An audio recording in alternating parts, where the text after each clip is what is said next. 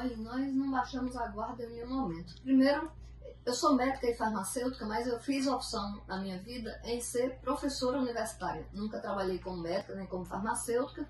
Enveredei pelo caminho da academia, fiz concurso público, depois fiz mestrado, doutorado, pós-doutorado e hoje já sou professora titular.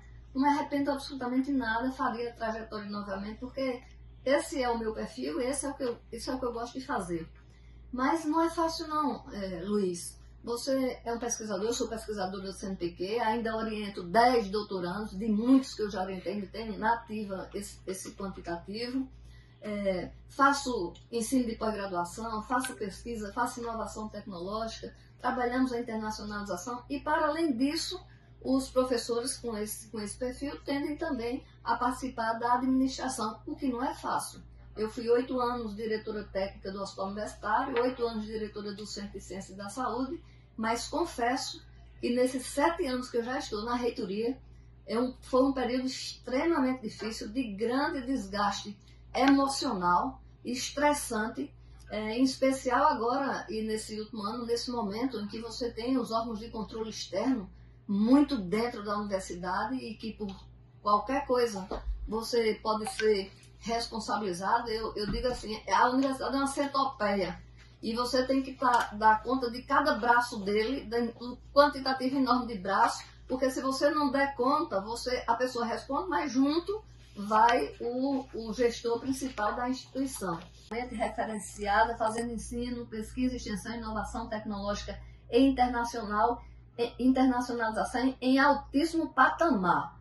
90% das pesquisas realizadas nesse Brasil vêm das universidades federais públicas. Inovação tecnológica, na sua maioria, vem das universidades federais públicas. Nós entregamos à sociedade profissionais extremamente qualificados, diferenciados, que têm orgulho, inclusive, de dizer que eu tenho um diploma chancelado por uma universidade federal. É essa universidade que nós não abrimos mão, né? E nós trabalhamos muito para que, de fato, se tiver qualquer perspectiva de induzir o desmonte para numa perspectiva de privatização, nós não vamos, nós vamos até o último suspiro defender essa universidade, que não é minha, é dos nossos filhos, dos nossos netos e para a sociedade que precisa dela.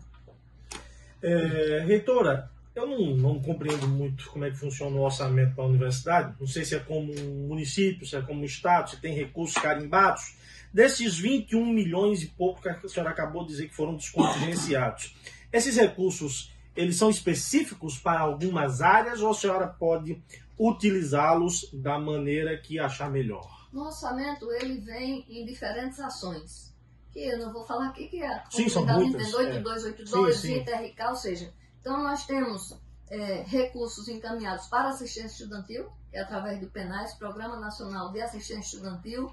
Nesse tema, eu digo que nós estamos trabalhando, e já há muito tempo, que é um decreto, o PENAES, é o decreto 7.275. Nós queremos transformar em lei.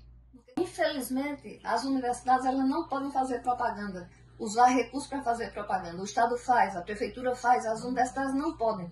Nós temos lá 2 documentos bem fortes que mostram o FPB em números, 2012 a 2018, 2012 a 2018, período de nossa gestão, e um outro que mostra o FPB, perspectivas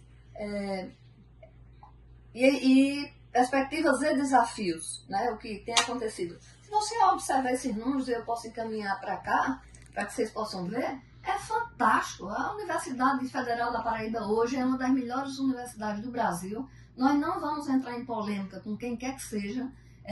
A universidade, a pessoa entra, vai fumar maconha. Que história é essa, meu amigo? Nós temos 35 mil estudantes, a maioria vem para estudar, a maioria quer se formar, a maioria quer sair chancelado com um diploma da Universidade Federal da Paraíba. Eu sou oriunda desta universidade, eu sou de Souza, lá do sertão da Paraíba, estudei num colégio de formação de professores público, estudei na sequência no colégio estadual e no colégio das Frias, e fiz escola técnica em Souza. E fiz 3 vestibulares de Direito, Medicina e Farmácia e passei em todos os 3. A escola pública era boa. Nós não queremos que só a universidade seja boa, não. Nós queremos que da educação infantil à Universidade Federal o ensino seja muito bom. Quem não tem orgulho, quem estudou no liceu e tem orgulho de dizer que estudou no Liceu Paraibano. Então nós somos o que somos e talvez a maioria de vocês aqui, porque passou por uma universidade federal, certamente a nossa Universidade Federal da Paraíba. Reitora, dentro dessa concepção que tem... A senhora já tem candidato? Talvez seja bom, porque nós vamos entregar ao sucessor a universidade em outro patamar, de que a UFPB hoje está no século XXI. Nós recebemos ela no século XX. Nós demos um prumo nessa universidade em qualquer indicador que você queira fazer a discussão, e nós temos isso em números. Criamos a Agência de Inovação Tecnológica, criamos a Agência Internacional de Cooperação Internacional, temos 80 convênios com 87 países no mundo todo. Ou seja, nós temos assim, outra UFPB. Quem será seu candidato? O meu candidato vai ser aquele que tenha compromisso com esse projeto, que é exitoso. Nós vamos conversar com a equipe, entendendo que esse ano as eleições serão 70% professores, 15-15, isso é já a determinação do Ministério da Educação, e se for diferente, isso vai voltar.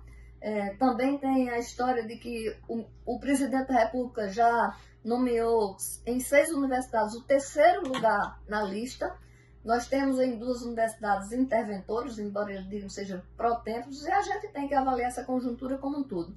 Mas tenho certeza que nós pretendemos encontrar alguém que de fato tenha compromisso com esta universidade exitosa, com os projetos que deram certo e que deve levar adiante numa conjuntura bem difícil que é essa. Já preparamos o PDI 2019 a 2023, vamos deixar a universidade bem bacana, bem enxutinha, em pé, para que de fato a pessoa chegue diferente e com